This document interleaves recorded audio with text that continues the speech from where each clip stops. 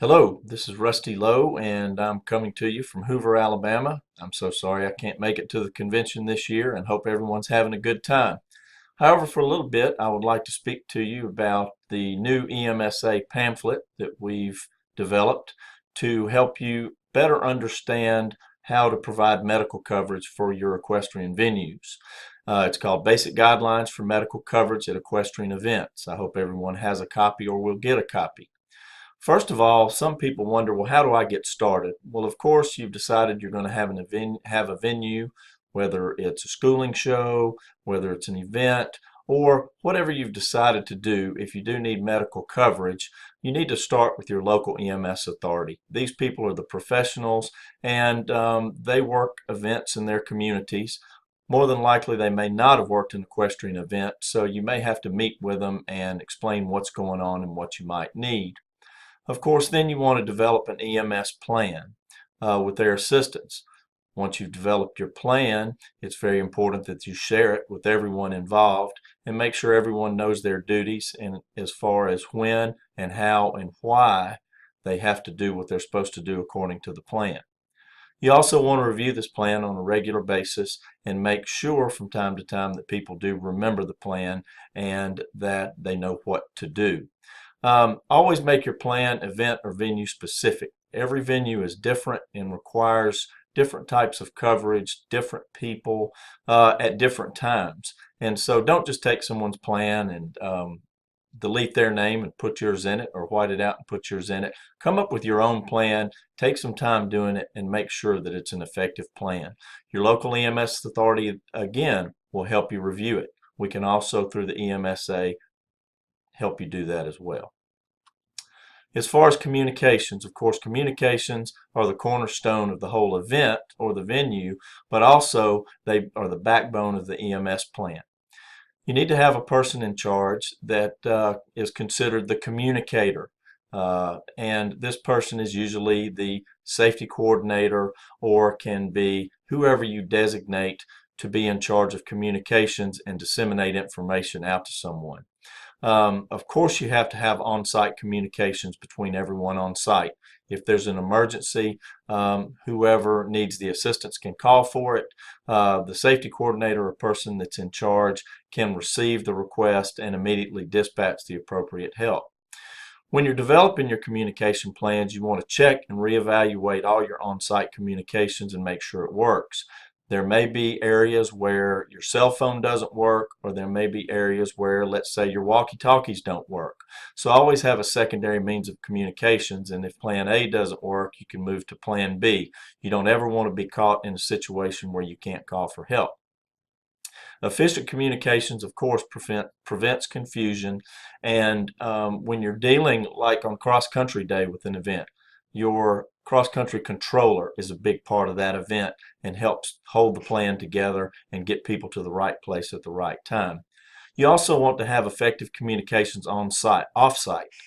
How do you call someone that's not there, such as the ambulance service, or how are you going to notify people that are off-site? Think about how you're going to do that, whether it's by cell phone or landline.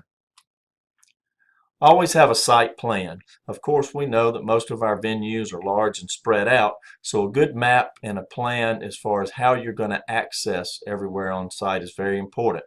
The EMS people may or may not have been to your venue before. If they have been there before and they work closely with you, they can help you develop this plan because they know their equipment and they know how it works. And what you need to do is work with them to see that if it can get anywhere. Well, how do you do that? Well, you want to invite the EMS providers out before the event. Don't just have them show up the day of the event and say, here, sit here, unless something happens. You want to get these people involved and come out, know the venue, know a little bit about the rules and regulations and the people that are going to be involved with the event, and have them feel like they're a part of it, and you'll definitely receive better service. You want to provide them with all of your plans, especially your safety plan, maps, phone lists, everything that anyone else that's involved with the event should have, they should too. And EMS should know the process and the plan. So even if they can't be there until the day of the event, have them get there in time enough where you can meet with them and work with them to learn about what's going on. Once again, you build a good relationship with these people and they'll be your best friend and they'll really save you in a crack. Reports. We all know that we have too many records and reports to take care of, but that's just all a part about what we do. Everybody involved with the event should know the requirements of the particular sanctioning authority and be prepared to create the needed reports. And if you have to, if there's a serious incident, you may have to do a standby statement and press releases to get information out to the public. Today is the day of social media, and we already know that if something happens, that Facebook, Twitter, all of these means of social media immediately get pictures and statements out there that may not be factual. So as quick as we can provide a factual statement and get something out there ourselves from our venue with the help of the EMS personnel, event personnel, and the officials, the better off we're going to be. All right, what do we need at the venue? Well, it kind of depends. Of course, you want to contact your appropriate EMS authority in the area. It may be a city or municipal authority. It may be a volunteer or private authority. So we'll talk about that in a little bit, but contact the appropriate authority and find out what they think you need, and also work with your safety coordinator and the authority that's sanctioning your event. Is it the USEF? Is it the FEI? Or is it someone else that has requirements? So is it sanctioned or non-sanctioned at your venue? You need to know that up front, of course, and then go by the rules. Also have your provider, like I said, assist with the plan. Your different types of EMS providers are municipal, fire, and or EMS departments. These people actually work for the local or county government and are typically very easy to work with. Private providers also may have the contract for your area, and this is actually a private contract that provides EMS service. Some of the larger providers in the nation are AMR, Rural Metro, and different providers as such. Your local authorities can tell you who is responsible for the EMS in your region, or you may have a choice. You may have volunteer providers that are on call from home, and you also may have individual EMTs and paramedics that may be willing to work. You also have to consider the price. Now, you never put price in front of coverage, and I know that's hard to say, but it can be expensive to provide EMS at your venue. However, it's something you can't do without. So keep in mind that you may need to shop around a little bit if you have a choice. Typically, your municipal agencies are your providers that charge less. And if you have some type of economic impact on their community, they may provide your services for free. Private providers have a definite fee schedule for their equipment and their manpower that they charge by. Volunteer providers may do it for just a donation. And individual EMTs and paramedics may give you a good deal, but also consider the liability that a lot of times EMTs and paramedics are not covered by liability insurance if they're not actually working for the agency that they are employed with. So find out all of that ahead of time and use your resources such as the USEA, USEF, and or the FEI. We can help you at the EMSA as well. So that way you get the correct provider, hopefully at the best price that's going to give you the best coverage in case something happens at your venue.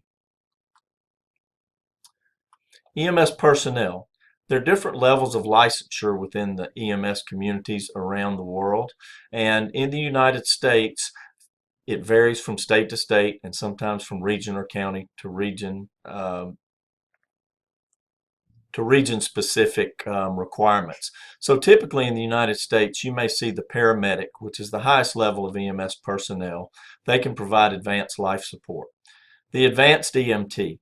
The advanced EMT is a little bit higher than the EMT and can provide a few more advanced skills than the EMT can. The first responder is the lowest level of EMS training in most places and is mainly trained to do basic first aid. When you're considering your coverage, you also have BLS versus ALS coverage. BLS stands for Basic Life Support Coverage, and you typically get a first responder or EMT.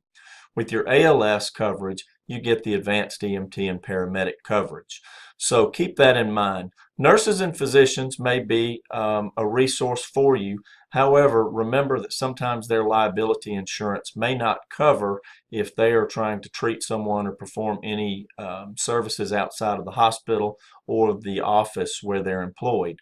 So make sure that these people are covered and do have pre-hospital trauma training. There's more information in the pamphlet about these different levels, and also we can help you on an individual basis understand this. EMS transport. When somebody's transported off-site, they may leave in an ambulance or a helicopter. And also, where are they going? What facility are they going to? Where's the closest trauma center? And what is the most appropriate hospital for the situation that they're in? Your EMS provider can definitely help you understand their protocols and as to where they're going to transport the patient to and how. You need to have a post-EMS action plan. After the patient has been taken care of and transported to the hospital, what about the grooms? What about family members? How are we going to take care of them? It's always good to have someone assigned to these people where you can turn the situation over to this liaison and they can work on transportation for these others and get them to the hospital or get them to wherever the patient has gone. Also consider the needs of the horse. Is there someone there that can take care of the horse or horses, such as grooms or other family members, or might you have to recruit someone on your staff to help out, and maybe even the veterinarian can help you out there. Spectators. You always have to worry about spectators, and sometimes you may have to have a separate plan if you have a large venue. There also may be ordinances or laws within your community that govern what type of coverage you have to have for your spectators. Again, local authorities can help with these guidelines. All right, I've gone through a lot of this fairly fast, but if you need help with any type of safety issue or preparing your plan, or if you just have any questions, please look at our pamphlet, The Basic Guide for Medical Services at Equestrian Events, that we're talking about here, the National Registry of EMTs, the EMS website that may be in your community. The USEA, USEF, and the FEI definitely are resources that can tell you and give you help as to what you might need at your venue. Again, there are lots of resources out there. We're glad to help you. The pamphlet and other resources have a lot of information, such as the USEA Safety Coordinator's Manual. That's a great resource that everyone should look at as well. Again, I want to thank you for your attendance today. I wish I could be there with you, and hope that you have a good time. Hope that you have a safe time at your equestrian event or venue, and anytime we can help you or I can help you, please don't hesitate to contact us. Thank you so much.